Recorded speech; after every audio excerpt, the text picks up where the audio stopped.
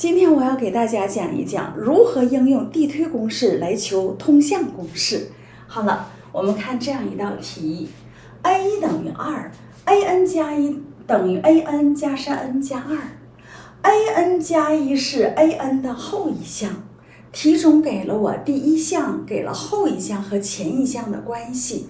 凡是具备这种特征的，我们就用下边的方法来做。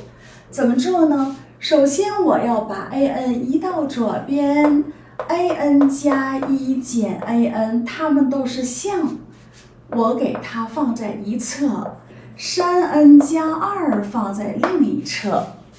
然后呢，我们观察到，当 n 不停地取正整数的时候，随着角标在变，那么有一些项它就时而是被减数，时而是减数。我们看一看，当 n 取1的时候，那么它就代表 a2 减 a1 等于3乘以1加上2。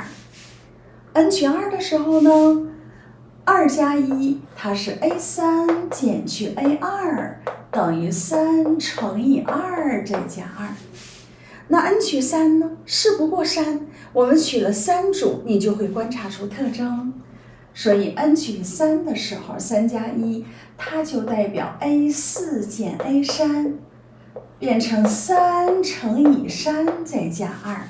好，我们看一下，我取了几个n 取了几个正整数，我们观察到 a2 时而是被减数，时而是减数，它也一样。被减数减数，如果我继续求下去的话，它总是会出现这种情形。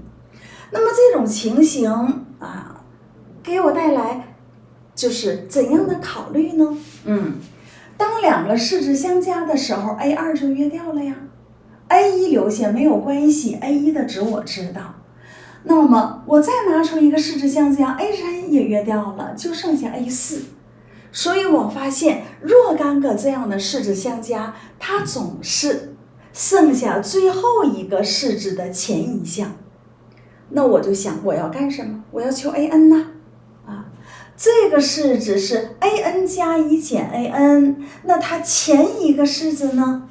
当然就是 an 减去 an 减1，它等于3倍的 n 减1再加2。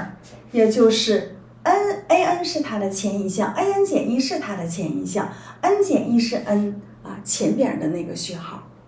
好，接下来我让这些式子相加，它们就都约掉了，总是剩下最后一个式子的前一项，所以我就得到 an 减 a1。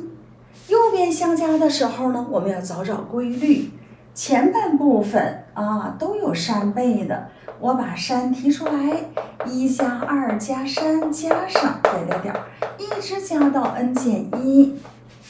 后边呢，2加2加2有多少个2相加呢？你就看角标1、2一直到 n 减1，说明有 n 减1个2相加，那么它就是2倍的 n 减1。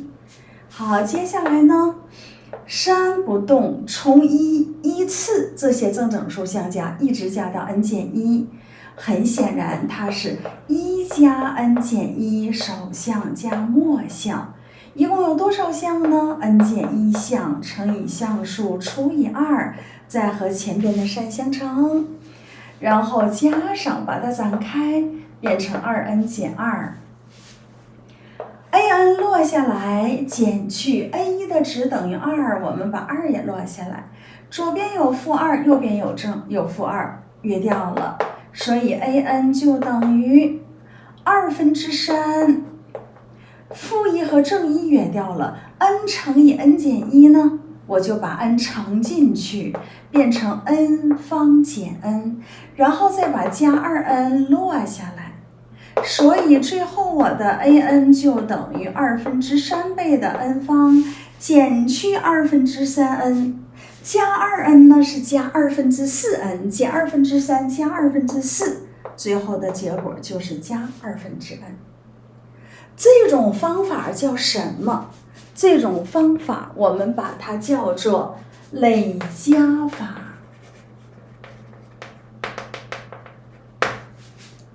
特别好理解。